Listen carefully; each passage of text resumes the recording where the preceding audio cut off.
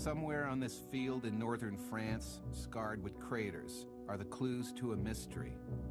Here, a bloody battle was fought to capture one of the most heavily defended German positions of the First World War, Vimy Ridge. A stronghold on the Western Front, this single ridge was honeycombed with more than 20 miles of snaking tunnels, riven by 50 miles of trench and barbed wire, and battered by 6 million tons of artillery shells and mines. The ridge was deemed invincible. For almost 3 years, French and British forces had tried and failed to take the ridge at a cost of more than 200,000 lives. Yet incredibly, the Easter of 1917 saw the Allies do what few thought possible. The Canadians were able to take the ridge in just 4 days. The mystery is, how did they do it? To find out, aviation experts take to the skies to explore the world's first electronic battlefield. Fire out. Archaeologists uncover relics, puzzling clues, and weapons still deadly after all these years. Engineers dig deep under the earth, breaking through to the past and a lost city underground. It goes a long, long way. And they come face to face with the ghosts that haunt it. Together, they investigate the 3 dimensions of an impossible mission that went from heaven to hell on Vimy Ridge.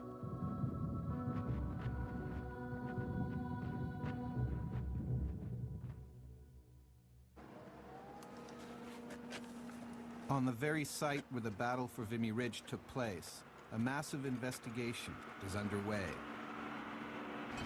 Look at that. But it's very funny because we're actually standing on the trenches, and this is how it was dug. It's the sort of thing that you're going to use in the attack down the back of your pack. So when you get onto your new position, you need to start digging in. The guys in Iraq and Afghanistan are digging in with the same shovels. Here we've got a curiosity. The ground just this side of the fence was never ploughed. The result is the trenches show up perfectly and allow us to come in and have a look, just look under the surface and look at those trenches. Within a few hours of digging, the investigators make a discovery, a reminder of the lives lost here. There was a lot of very savage fighting going on here before the British and Canadian troops actually even arrived. And when we excavate these sites, you know, we're all thinking of Canadians and British soldiers, but in fact there's an awful lot of French equipment and ammunition lying around from this earlier fighting. And this is what we've got here. You know, this French helmet is a piece of that evidence. It does make you wonder. You know, it's got a story to tell. Whose helmet was it?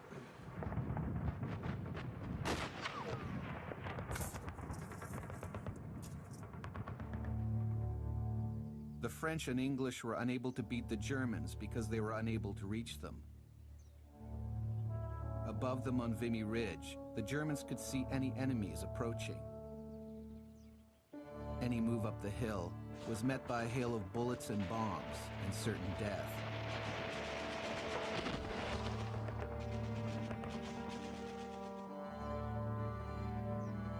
But somehow Canadian soldiers are able to find a way up the slopes of the ridge.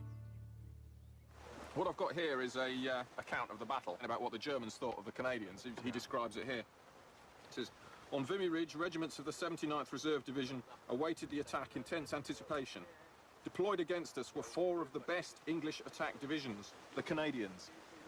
So his nationalities are all a bit muddled up, but he certainly knows who they are and he thinks they're pretty good fighters. 3 of those soldiers would be forever linked to the small Ontario town of Goderich. In the autumn of 1916, as casualties mount on the Western Front, Britain calls out to Canada, one of its dominions, for more men. As British subjects now living in a country barely 50 years old, Canadian soldiers have an identity crisis. 6 out of every 10 are British-born. They feel more British than Canadian. Still, from the very start of the war, men signed up by the thousands to join a newly created Canadian Expeditionary Force. And by 1916, Canada is commanding its own divisions. At some point in their lives, 3 of the small-town soldiers who sign up would live on the same street in Goderich: Percy James, Jack Carter, and Dudley Holmes. Mark George, a military historian and former Army officer, sets out to find out more about the local boys. Before they leave, those soldiers parade in town here, and the whole town turns out, and this is something which is common to every Canadian town. It would have looked like a small town parade today. Everyone would have turned out, so there would have been people on the grass, people lining the sidewalks. The bands from the battalions would have been leading, playing the Maple Leaf Forever and other good marches. To have the whole community standing there cheering as you go must have been an awesome feeling. The boys who leave the town square in Goderich march into a war they know little about. In the autumn of 1916, 2 years into the war, the Germans are dug in along a line of trenches that stretches across northern France, from the English Channel to the Swiss border, the Western Front. Locked in a bloody standoff, more than 1 million Allies have been slaughtered by German guns. Vimy Ridge, the stronghold so many had failed to take, is where the new Canadian recruits are headed for what can only be seen as a glorified suicide mission.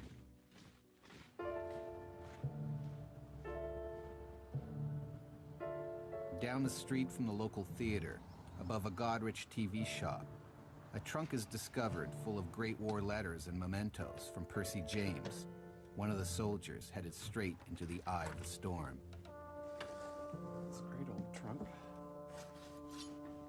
Well, that is a German Army belt buckle. This would likely be something which Percy removed from a prisoner or a body of a German that he encountered on the battlefield. It's hard to imagine how lonely it must have been for soldiers like Percy, to leave home in 1914 and the only contact you have with your family is by letter. There's always a little sense of prying, because these really weren't intended for your eyes. But at the same time, you can't resist the opportunity to get to know someone, who's been dead for 40 years and who experienced something so monumental and so fundamental to, Canadian identity today. So, dear Father and Mother, just a line to let you know that everything is all right, and I'm in the boat going down the river. When we reached the ocean, we could see the south shore of Newfoundland. Shortly after, it disappeared, and all we were left with was the open water. When he reaches the shores of Europe, 23-year-old Percy James, the oldest of 3 children, leaves behind his hometown, his family, his job as a tool maker, and everything he has ever known before.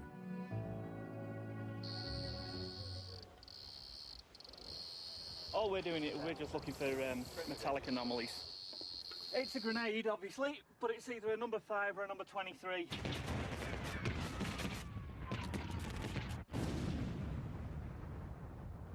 I'm quite willing to stake my life on the fact that that wouldn't go off unless you did something really stupid with it, like you sat with a cigarette under it or something like that. What's that near your right foot?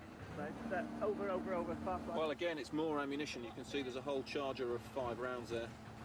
It's like that. This is all potentially the Vimy Ridge fighting.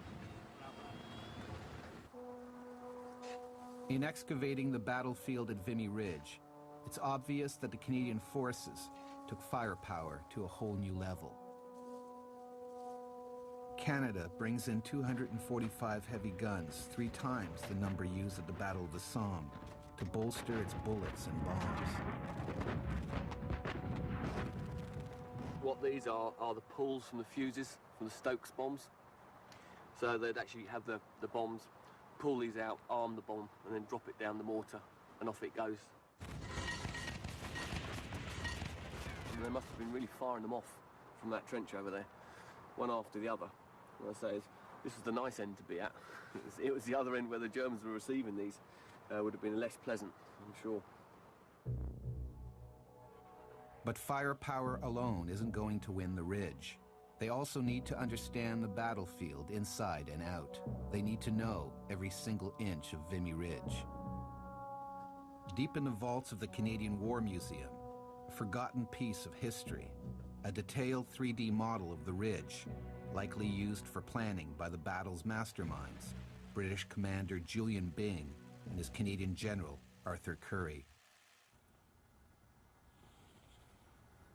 They are essentially cardboard layered underneath topographical maps so that the contour intervals of the ground are shown. So you can actually get a sense of how the land slopes up toward Vimy Ridge and a good sense of the steepness of the backside. This is the German side. If you look at the ground, you're attacking uphill everywhere. But it is very much a dominating piece of ground. If you're sitting up on Vimy Ridge, you can see for miles. If you have an enemy that can see miles behind your front lines, it's pretty hard to sneak up on them.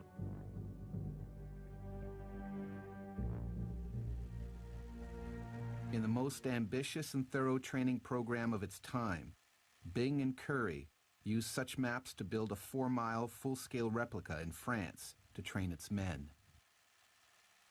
In the run-up to the battle, Canadian soldiers will practice here without stop.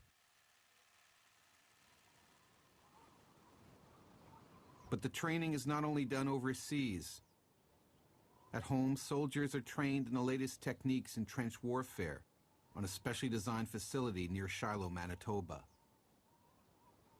Near that same facility, modern soldiers recently back from Afghanistan practice a crucial tactic used at Vimy, the creeping barrage.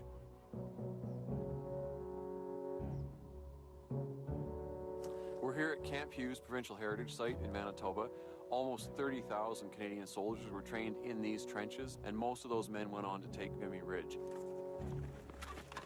Canadian soldiers perfecting the creeping barrage could only imagine what that first day at Vimy would really be like.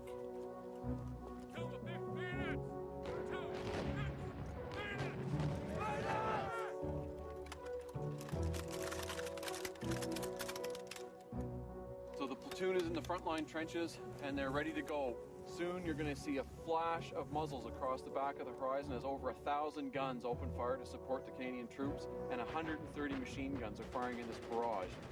An avalanche of steel coming over the heads of the troops as they go over the top.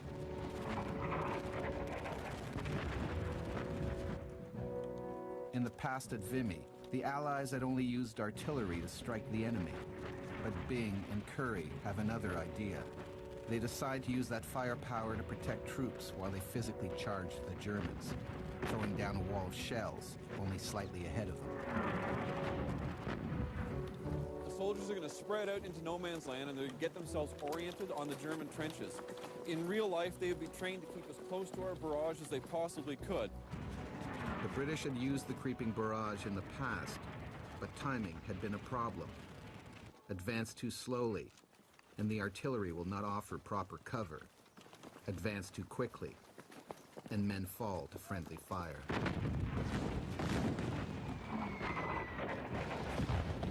Low air burst. Shrapnel was normally burst 75 yards from the German trenches. The Canadians bursted at only 25 yards, nice and low, so it can't hurt our own troops. The troops are trained to get as close as possible to the line of shrapnel, which is marked by white puff clouds of smoke in front of them. They get down, and now they're going to wait until the barrage lifts.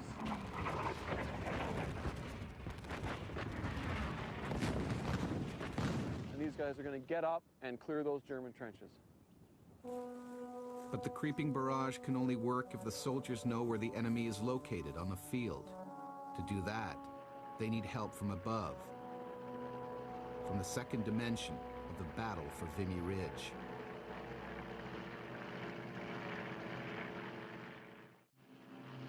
January 1917, 6,000 feet over Vimy Ridge. With only 3 months left before the Canadian attack, German and Allied airmen meet in what is the new battlefield of the First World War, the skies.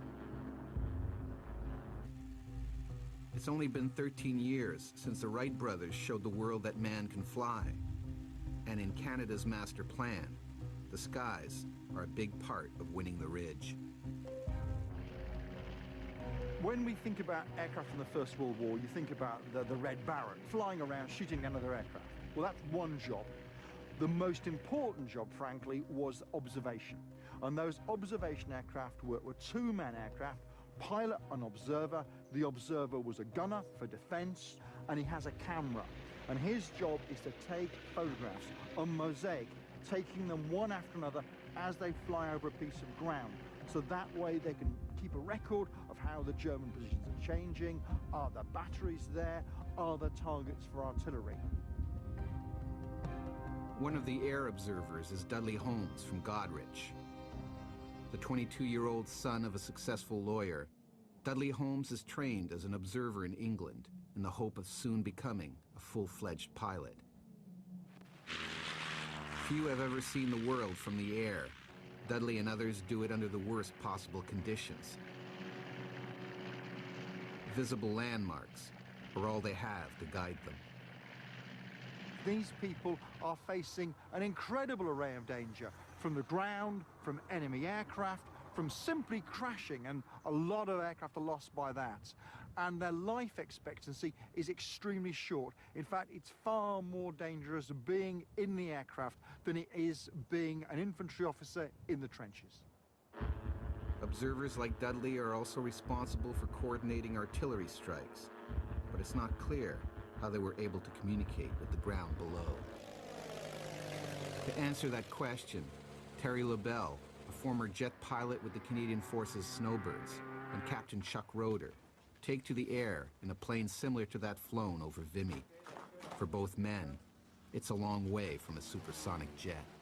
Dudley Holmes would have been 21, 22 years old by the time he got into an aircraft. He's probably hasn't seen a whole heck of a lot of them ever in his life. He looks at this thing, it's canvas covered, it's wood, tube, and fabric. There's not a lot to inspire a great deal of confidence. You can try it that way. Keep coming, you're doing fine. He probably really wanted to be a pilot, but he has to go through the observer phase first before they'll accept him as a pilot. So he's got to do this thing. He's got to grit his teeth and get this job done before he gets to go on and do what he really wants to do. With another guy driving the airplane, completely new environment. It's like you and I going into space. Oh my God, that is just amazing. Okay, try it this way. I'm 6 foot, and I can't imagine a guy bigger than me or heavier set than me trying to climb into this monster.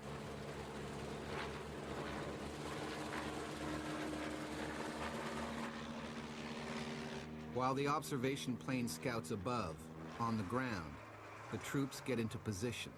Lower! Advance! At an artillery range in Shiloh, Manitoba, modern soldiers try their hand at a 1917 air-to-ground artillery mission. To do it right, they bring in very real and very lethal 32-pound shells and a 105mm howitzer, the modern equivalent of the guns used at Vimy.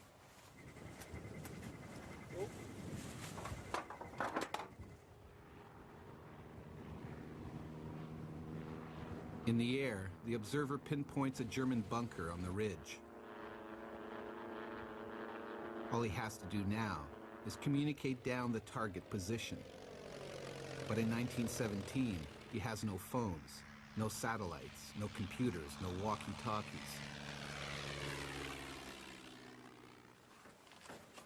Basically, we have a Morse code, and all I'm going to do is strap it to my leg so that I can send appropriate information back to the ground. And we have another unit similar to this on the ground where somebody's going to receive the data. Route around, not my command. Just fire. Out. Not my command. For the first time ever, the planes at Vimy are fitted with wireless radio transmitters that allow them to send down the signal. It's the world's first electronic battlefield. In 1917, the aircraft can't hear any return signal. All they can do is send Morse code. The receiver would be too heavy for the airplane. Troops on the ground respond to the observer by using markers known as pop-em panels. That tells him that the gun is ready to fire. We have someone in the command post who will hear the Morse code. They'll tell us that they've heard it, and we'll lay these panels out and Chuck Rotor in the aircraft will be able to look down and know that we've got the right signal.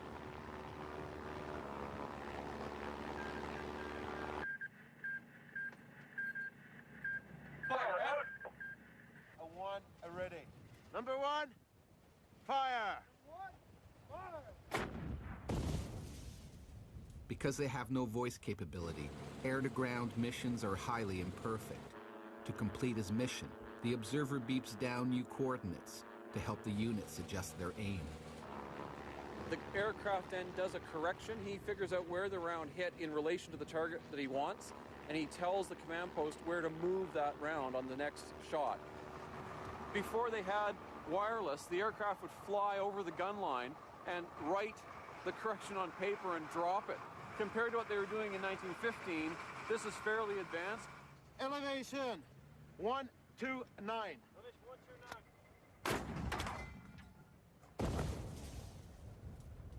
But hitting the enemy dead on isn't always necessary. The radius of the round, the killing radius, is like 50 meters, 30 meters. The rounds are not going all at the same spot. They're going around like that. And right now we just have one gun with a regiment here. I would be gone, for sure. End of mission. By the time the battle for Vimy would be over, some 17 Canadian airmen would be killed in action. 4 would go missing, and 8 would be wounded.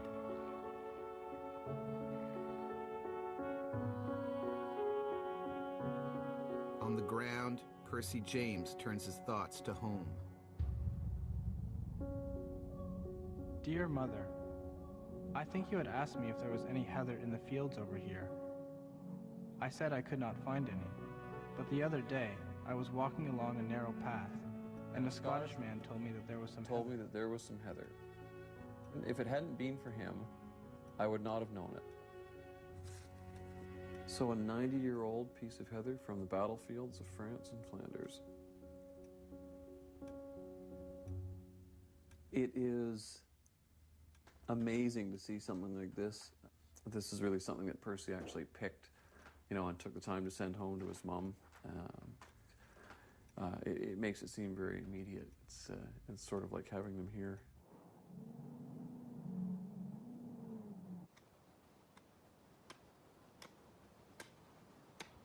Back on the Vimy Ridge battlefield, the investigators make a puzzling discovery. I don't know. You wind. But what you wind, we don't know. Within a 10-foot radius, they uncover a set of seemingly unrelated objects. Bag of nails. Timber nails. It's used for putting in shoring and all that kind of things. It's what looks to be a very small wheel, metal spokes coming down to a central axle here. I'm starting to get the spokes as well. A pickaxe like that is, although soldiers use them in trenches, they're more commonly a specialist engineer's tool. There's another piece of this really solid chalk, big pieces, and this stuff comes out from some depth down. What we've got is, you can see here, there's a series of pieces of metal, which look basically like a spring. Inside it, it's this stuff. And that is actually rubber tube. So what we've got is we've got a reinforced rubber hose. And what that is it's an air supply hose for a tunnel system. I think I'm convinced it's a tunnel now. I'm prepared to actually, We're declaring it a tunnel. We're declaring it a tunnel. It's Everything official. the finding relates to it being a tunnel. So. Yeah, got a little underground train. That makes it a tunnel in my book. They uncover evidence of a dark and treacherous underground world, unseen in almost 100 years. The entrance to the third dimension of the battle for Vimy Ridge. After a set of rails is unearthed at the dig, a team led by Colonel Philip Robinson gets ready to explore a tunnel on the site. A man with a passion for holes in the ground, the colonel, a former Royal Engineer, knows better than anyone else what it's like for a soldier to be deep beneath the earth. Let your imagination go underground. It's just a maze of tunnels, of dugouts, tunnels linking dugouts. So what you actually have is what you might even call an underground trench system.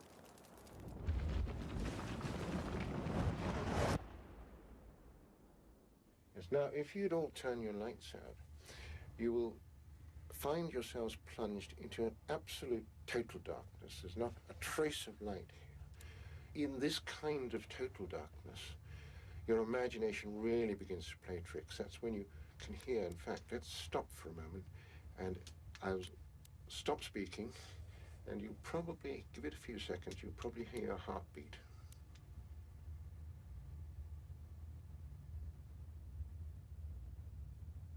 In all, there are 10 miles of tunnels. At their deepest, they descend 100 feet into the ground. More than 1,000 Allied soldiers are needed to build each one, cutting through hard chalk at an incredible rate of 20 feet a day. The tunnels are built for one reason and one reason only: to plant underground mines to blow up the enemy. But it's not only the Allies that build them. We're in what was a crater originally fired by the Germans in late 1915. The tunnel that the Germans would have driven originally to lay the mine charge for this would be somewhere over there further to the east. If you had good trenches and good dugouts, you had a certain degree of safety and security. But once you came under mining attack, you're in a position where you don't know when you're going to be blown up from below.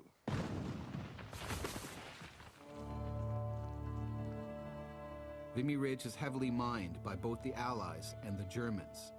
Over an 18-month period, more than 150 mines are fired. Tens of thousands of Allied soldiers are destroyed by enemy explosions.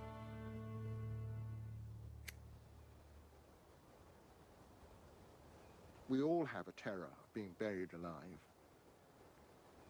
And this, of course, is what it did to a lot of them. What we don't know, in this area here at Vimy, how many, perhaps, French soldiers, in this case, lie still underground, either side of this mine, perhaps dozens, maybe a couple of hundred, buried by a charge this big going off.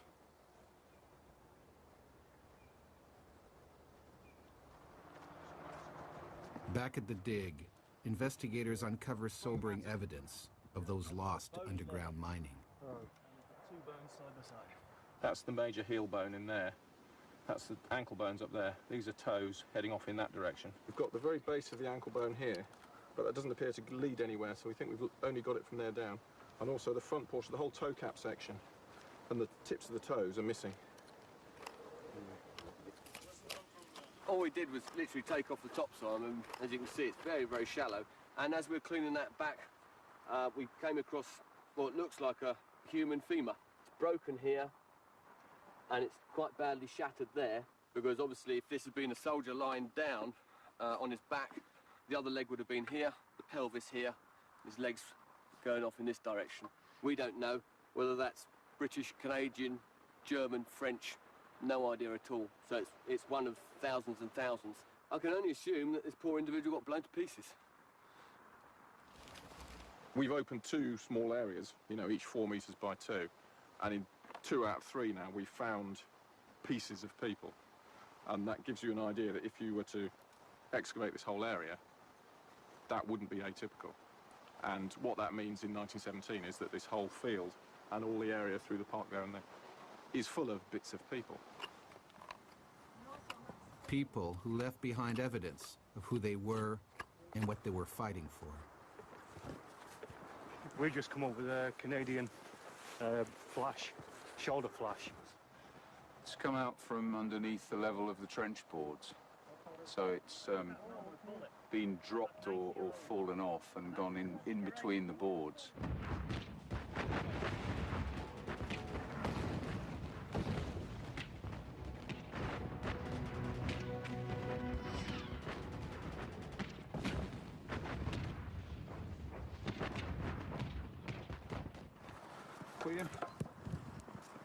Oh wow.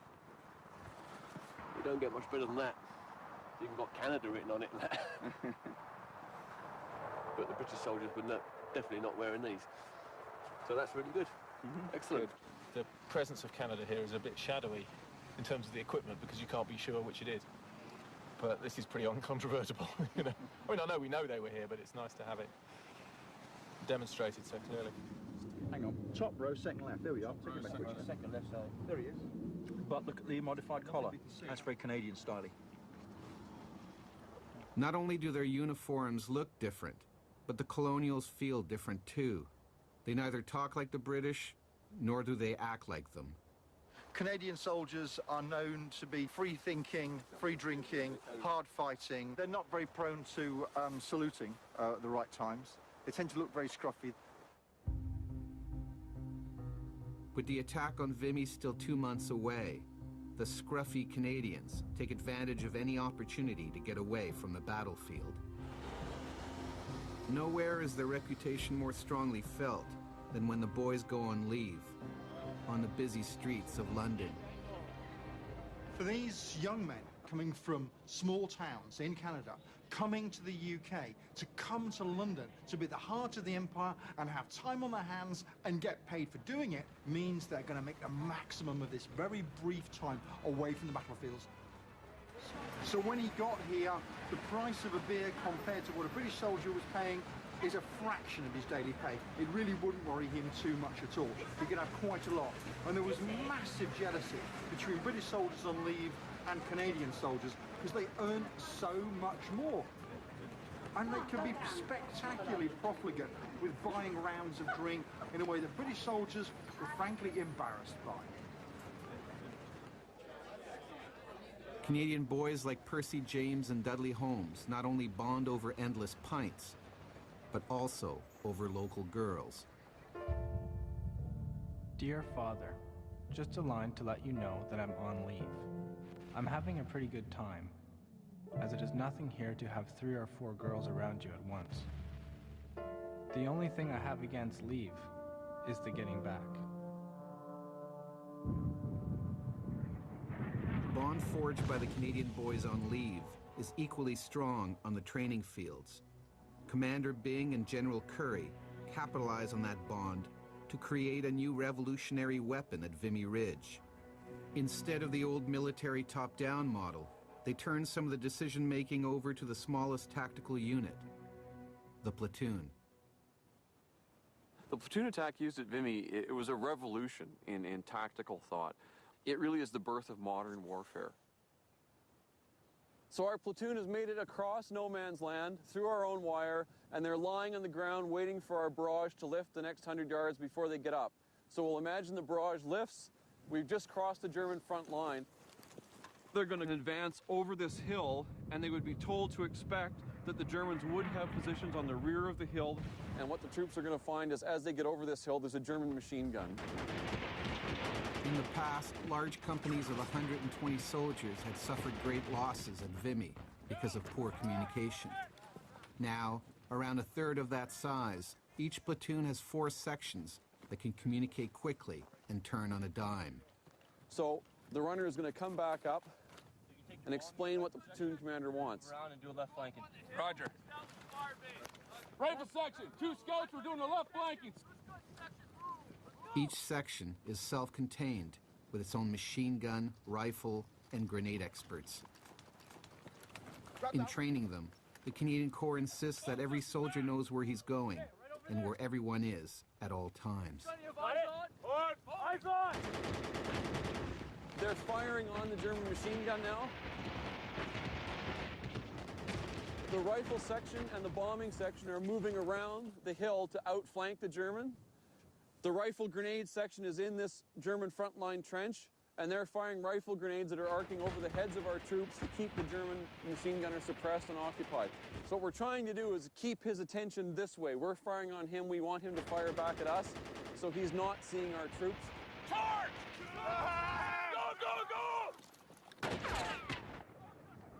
So our troops have taken out the German machine gun, and what they're trained to do next is to catch up to the barrage as quickly as they can. Second line! Up, up! The new platoon attacks are really the key to victory for the Canadians at Vimy Ridge.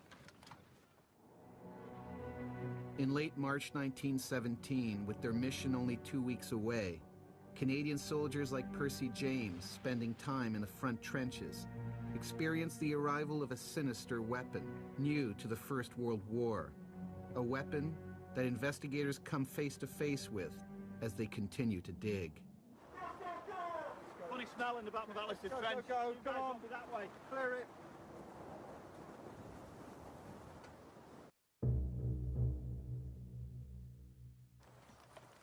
The Vimy investigators uncover a large metal object. A couple of minutes ago, we had a shout that there was a funny smell anyway, so we've cleared the site, and what's happened is that our two EOD people, our explosive experts, have gone in. There's like a shotgun cartridge fuse. You drop it onto a pin, then fires out of a launch tube. It could have anything from mustard and it's a high explosive. That's it, and it's time for you to go now, I'm afraid.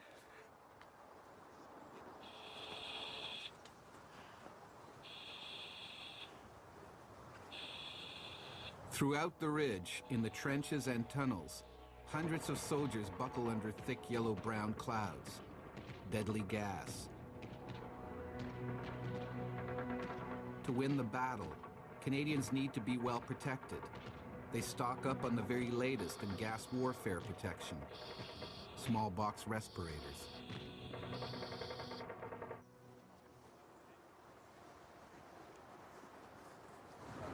Okay, it's clear. It's clear! As far as we know, we've searched the base now. It's clear for you guys to go back in now.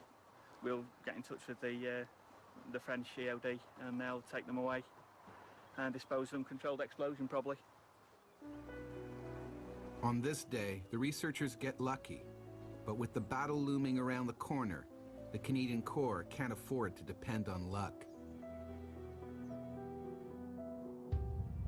For the planned attack on Vimy Ridge to work, its soldiers are going to have to be focused and pull together as one. Needing to step up the effort, the Canadian Corps emphasizes discipline. Percy James feels the shock waves.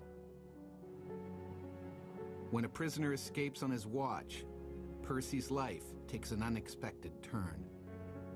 Dear Father, perhaps you read in the local newspaper of a recent account with a prisoner that does my reputation no good. I have got to say that I had nothing to do with that affair. Private Percy James was in the town of Saint-Eloi. He was there because he was being court-martialed. He was being court-martialed alongside his corporal, Corporal Mackenzie. The two of them had gone to collect a prisoner. They then had to guard him for the night. But during that evening, he escaped.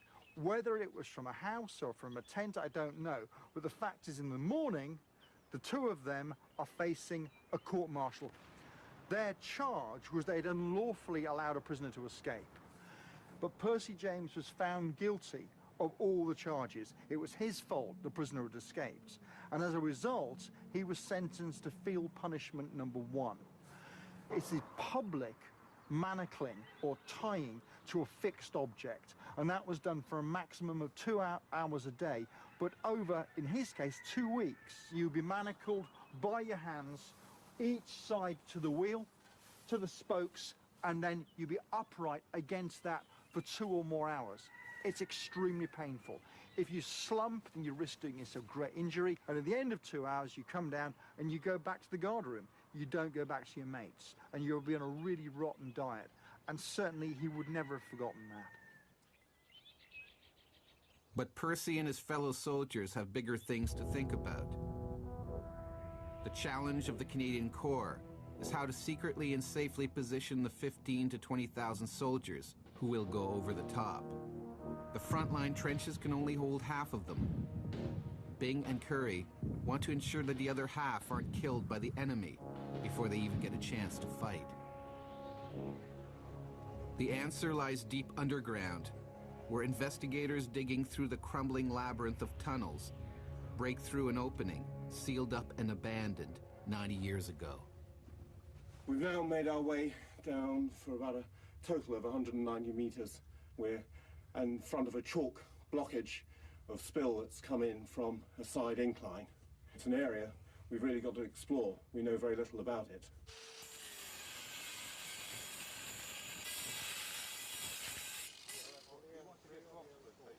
The colonel and his team of Great War tunnelers prepare to enter a subterranean world where no one has set foot since 1917. Because the air could be poisoned by deadly gases and the ceiling could collapse at any time, every possible precaution is taken. I've got to get to the front, we've got to get all the kit to the front, and we'll be lowering the floor, and then we'll put these things in just to hold the roof up, and that's potentially where the collapse could occur. Preparation is everything. A mining tunnel could still be packed with deadly high explosives. Exhaustive checks have been made. They are ready for anything. Yeah, if you can get a few, please, You want to give us the old monitor? Right. Okay.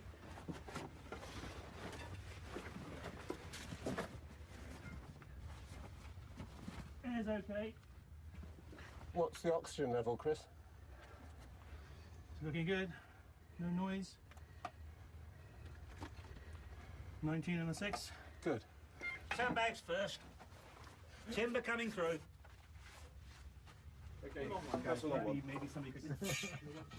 Half an acro. Home base. That's a good one. Through, okay. What have we got there, Chris? Whoa. You got a pristine tunnel, untouched for 90 years. There's the old timbers where they collapsed. A little bit of ceiling collapse. Otherwise, pretty clean. The walls looking good. Look good. It goes a long, long way. Whoa. Hill, it's a big steep hill.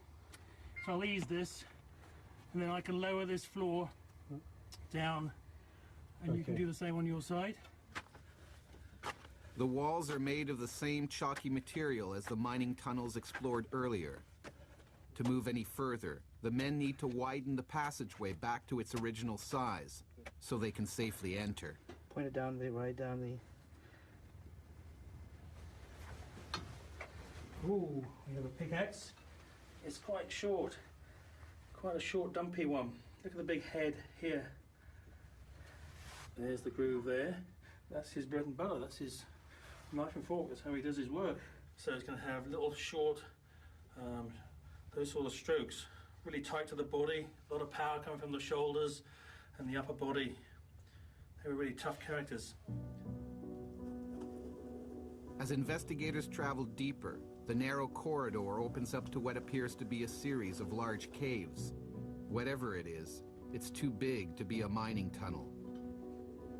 They find what looks like sleeping quarters, kitchens, command posts, water reservoirs, and latrines. They've discovered an underground city known as a subway. In one of the greatest engineering feats of the war, Allied miners built 14 subways for the attack on Vimy Ridge. Designed to move thousands of men safely to the frontline trenches above, they are much larger than the mining tunnels. Men were sat here for some time, eating their meals. You know, he's gone through 2 or 3 tins. That's where he sat. Obviously discarded some of his bullets, I'm not sure why, but saving weight, going through his bits and pieces. Lit by generators and supplied by piped water, the subways hold thousands of men at a time. Men resting, eating, staying safe for a few hours while they wait to be called up to the surface to fight. The soldiers were usually cramped to the one side, and this would have been just a hive of activity with ammunition going up and water going up and soldiers moving back and forth and just getting into position. And the stench of sweat and of dirty clothes and of mud and of gunpowder, it would have been just overpowering.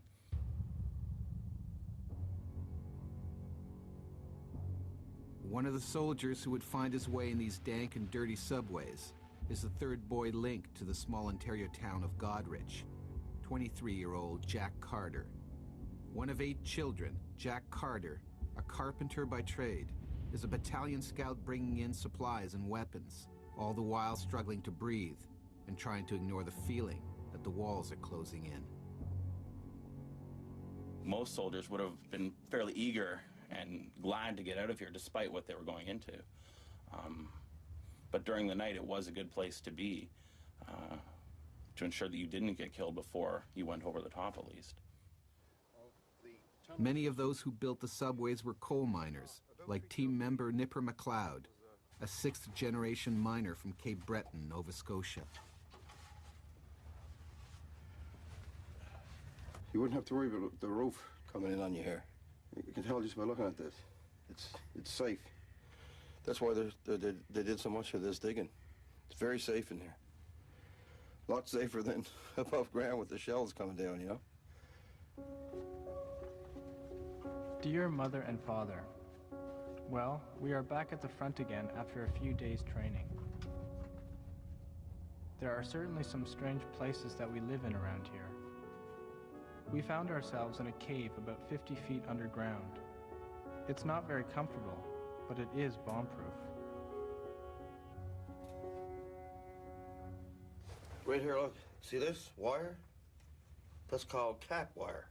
That's attached to a cap that you plug into a stick of dynamite. The cap explodes the dynamite, so. In the coal mines where I come from, we were mining under the Atlantic Ocean.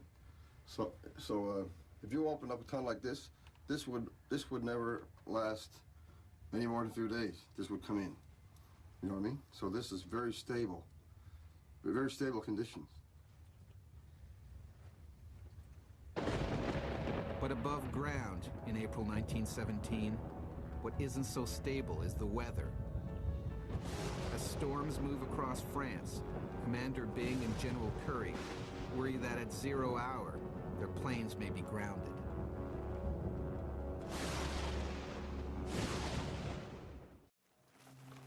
The Canadian Corps uses a new way to find enemy guns as an alternative to air surveillance. It's a variation on an old technique, flash spotting. Flash spotting is a very important method because you can get an accurate enemy location. You can see the flash from a balloon or an airplane, but you can't accurately locate that. It's just a guess. So this really made the counter-bombardment fire at Vimy much more accurate. The flash that the spotters are looking for is the flash of a German gun. 3 observers are positioned across the battlefield. On seeing the gun fired, each takes a bearing from a specific location. The 3 bearings allow the Canadians to take dead aim at their target. What we have set up here are 3 survey instruments, just like this one. There's one here, we have one on a hill over in this direction, and one on a hill behind us, about 1,000 meters. So at the time of Vimy, the most advanced flash spotting section in the British Army is in the Canadian Corps, but I've never seen flash spotting in the field before, so I'm quite excited to see how it works. Okay, here we go, guys. Ready for the countdown. 5, 4... 3, 2, 1, fire. See it? Same. Observers send back their bearings on the flash to headquarters. By intersecting these bearings from known observer positions, they locate the enemy guns and provide the magic number. It all comes down to math and science. I'd say we're probably within 20 meters of the target right now. Now, it's showtime. At my command. From safety, data safe. Number 1, adjust fire. Number 1, fire. What? Fire!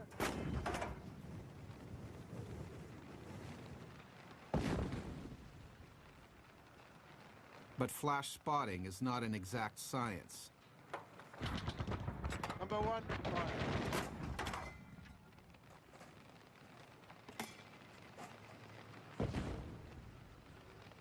Even with modern weapons, even with no one shooting at them, today's soldiers find it difficult to replicate what those in 1917 were able to do in the heat of battle.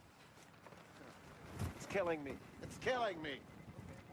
Right now, we're engaging a target up there, and I had a round that hit just behind. I could see the shrapnel going of that target, and I just dropped my elevation, but because the wind factor and everything, we went a little bit farther. But if I go in effect, we'll destroy that thing. We're not missing. You can go check the holes. If you're in the box there, you'll let me know if we're missing.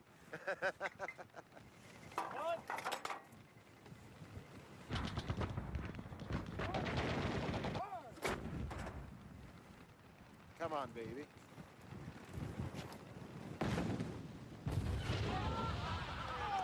Hey, that's a target roll! End of mission. Good shooting gun.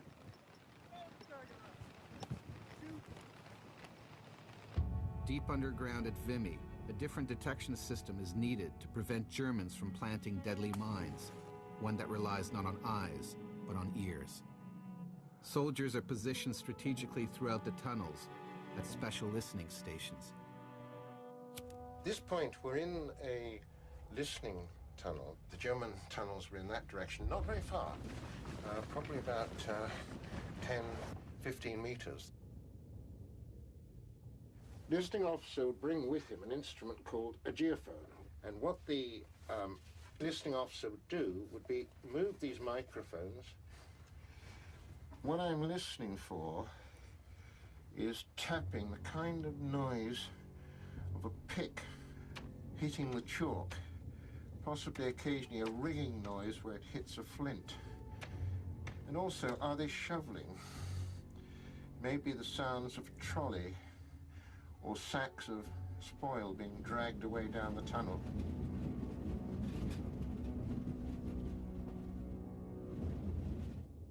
When a sound is detected, it comes through louder in one ear than the other.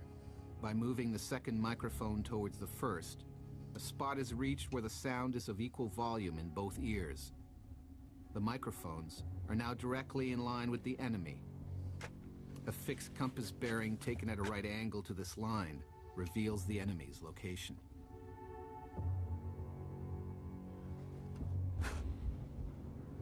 The deadly games of cat and mouse are also playing out in broad daylight, thousands of feet above the ground, where Dudley Holmes finds himself fighting for his life.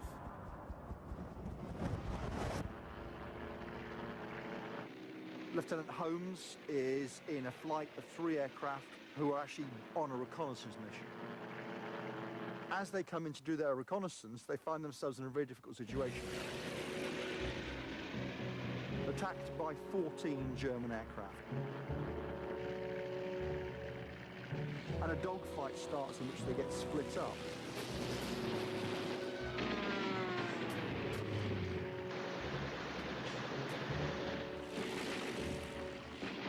And you can imagine in this dogfight, Lieutenant Holmes trying to say to his pilot, they're over there, they're over there, they're over there, hanging on for grim death.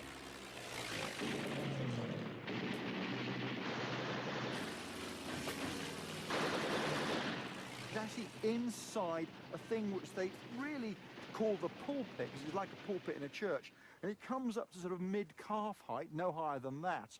And you stand up in that, you've got a machine gun to your front, to your right, you've got the camera, which you're going to operate when required. And then by turning right around, and you can't be strapped in, by the way, you've then got the other machine gun. And the good thing about that one is you can then fire to the rear. The bad news is you won't know when the pilot makes an evasive action. And the great danger then is falling out.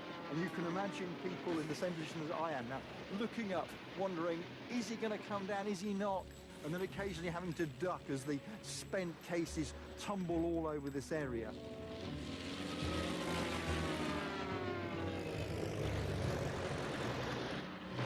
Dudley Holmes' plane is hit and begins to plunge 6,000 feet.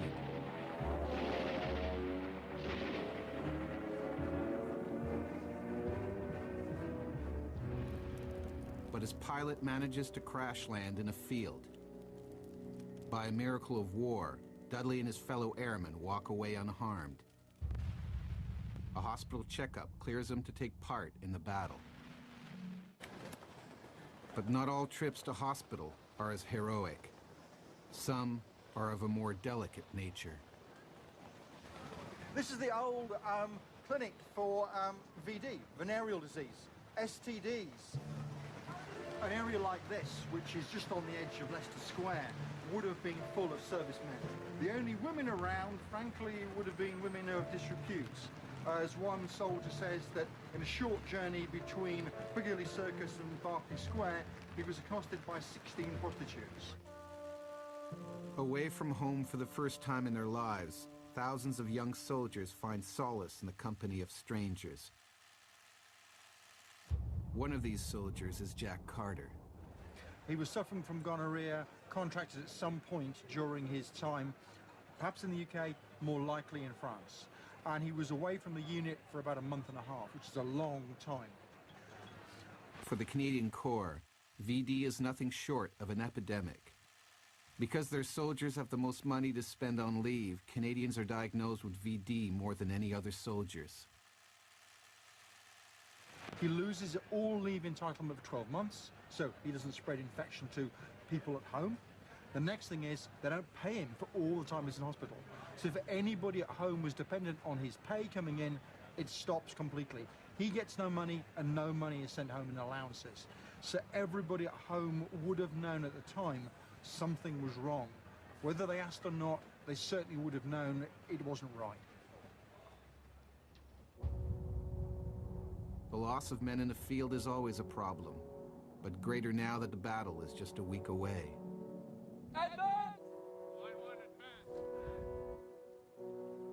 To ensure that each man in the field counts, the Canadians come up with a first.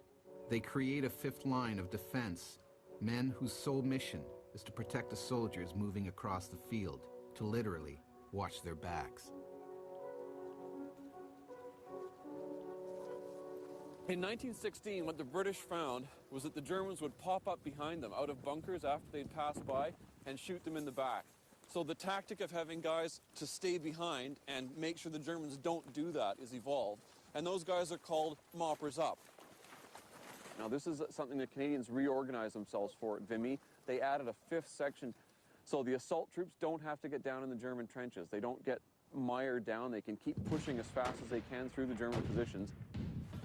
They're going to look for any surviving Germans. They'll put out sentries to guard against Germans sneaking back in behind us.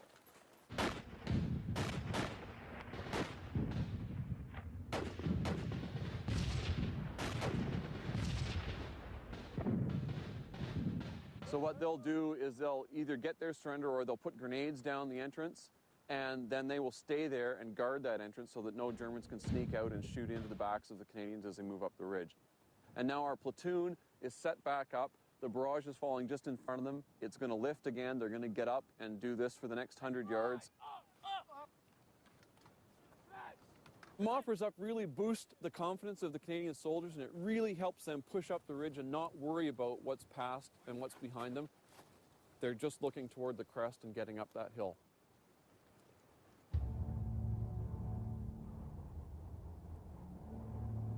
With only 7 days left before they charge at the ridge, soldiers, stone-tired from months of training, receive final packages from their loved ones back home. Amidst the chaos of war, soldiers savor the faint connection they have with the world they left behind. What looks to all like 50 cigarettes. Craven A. Get that in the I've never seen one as good as that. Has even got the black cat. Trademark. It might not necessarily have been used for cigarettes, but it might well have been used to keep something else like letters or something in. You know, I'm only speculating here. It may well have 50 cigarettes, which is what it says on the box. Dear Mother, last night I was talking with a soldier who was going back to Canada.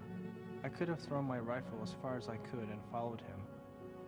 This country may be pretty, but there are faraway fields that look prettier to me now. I remain your son, Percy.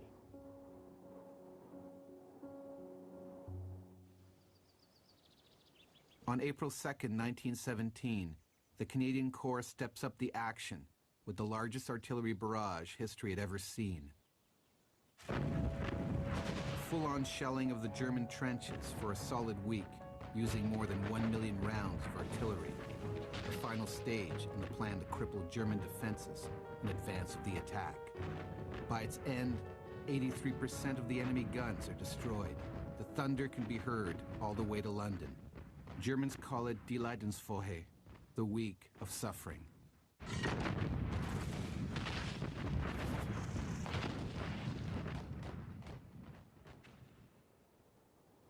April 8th, 1917, Easter Sunday, the eve of the battle. The noise of the gun echoes deep underground, where soldiers like Jack Carter, knowing they may never go home again, leave their final marks on the hard, chalky walls. Oh, yeah.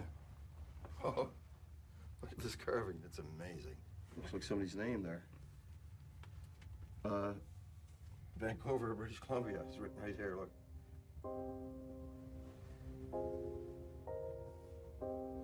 That's why God put artists on this earth, so people will know, that people don't forget things.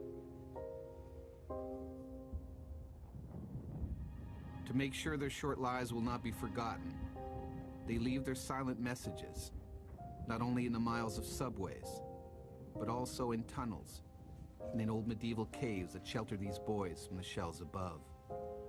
Oh, look at this one.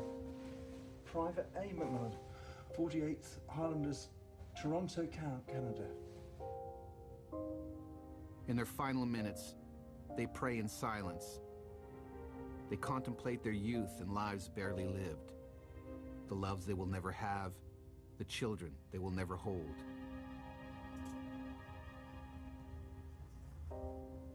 Soldiers from Woodford, Ontario, from New Liskeard, Ontario, which would have been a small mining town at the time. So I guess what struck me is seeing towns like New Liskeard on the wall. I mean, my cottage is just outside of New Liskeard, and to see the name on there really brings it home. I mean, it's just like it was written yesterday. The marks on the wall tell where they were born, what girl they were sweet on back home, and that they are soldiers, Canadian soldiers. One of the features of the graffiti in this particular cave is the maple leaf, and for a modern Canadian that makes complete sense, but it wasn't on the flag in 1917, but where it was on cap badges and shoulder titles. So men are taking the symbol of their military unit and carving it into the sides of the cave. There's no question, it's a seminal moment in the creating of a Canadian national conscience. Easter Monday, April 9th, 1917, 5:30 a.m. After months of planning and training, the Canadian Corps is ready to unite its three dimensions in attack.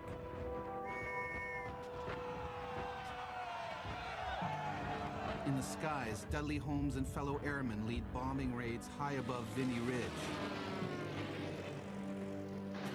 From deep underground, Jack Carter and thousands of soldiers emerge from subways to join up with Percy James and others in the trenches. Behind a moving wall of artillery fire, they flood German lines in the wake of the creeping barrage. 20,000 men moving as one, storming across no man's land. For the first time, all four Canadian divisions fight side by side, attacking the ridge's eastern slopes.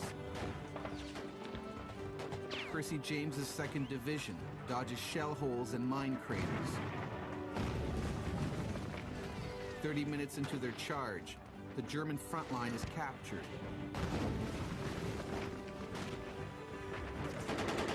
An hour later, they take the second line. 24 hours later, the 4th Division climbs Hill 145, the highest and best defended part of the ridge, and takes it, despite fierce fighting by the Germans.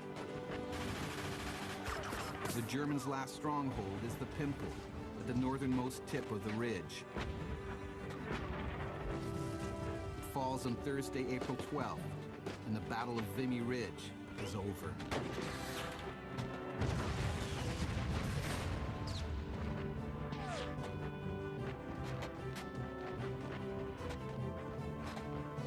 A daring plan bravely executed has won the seemingly invincible stronghold in just 4 days.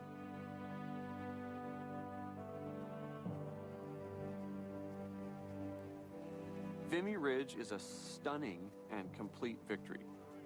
And it's our Corps that does it. It's the Canadian Corps.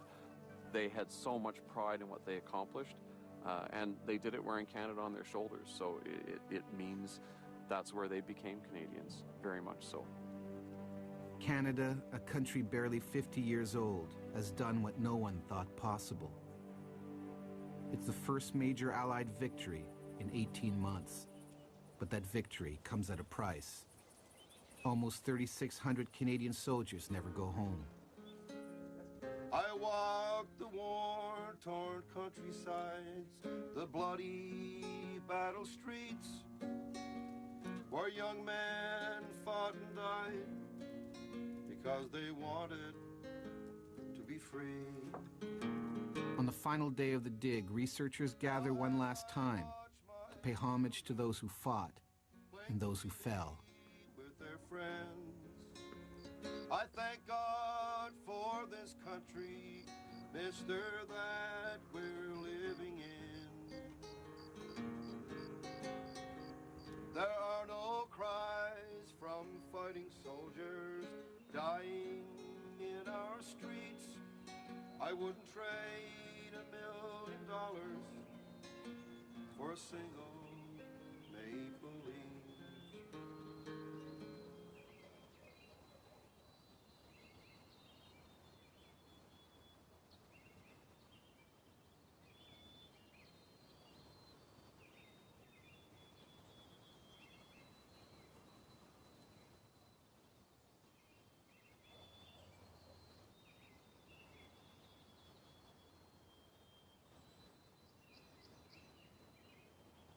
Left a little pick and shovel right here. Tools he used to dig those tunnels. Sapper. D. Agnew, Canadian Engineers, April 9th. So it makes you think of all the guys that died underground, like who did all that tunneling at Vimy. It's so emotional. Makes you proud to be Canadian. Proud to be here.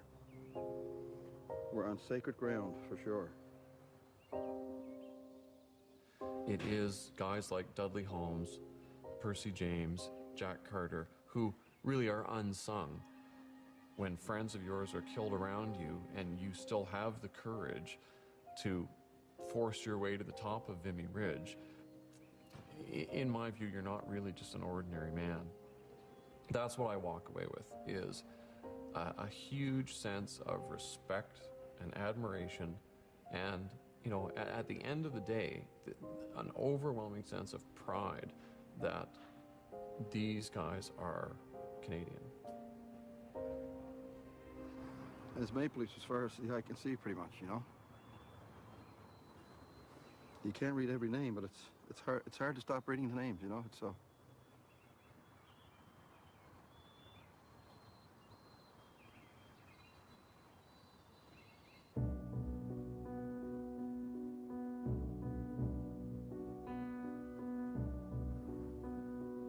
Miraculously, all 3 Goderich boys survived the war. Jack Carter returns to Goderich, where he becomes a piano stringer for local churches. Dudley Holmes becomes an attorney in his father's law firm, and eventually a judge. Percy James marries his high school sweetheart, starts a family, and later they open a small TV shop in downtown Goderich. Dear Mother and Father, we are now at the east side of the Rhine. We crossed the border into Germany on the 6th of December. There was a man there with a camera making a moving picture. Maybe one day you may see it, for I am in it. I remain your son, Percy James.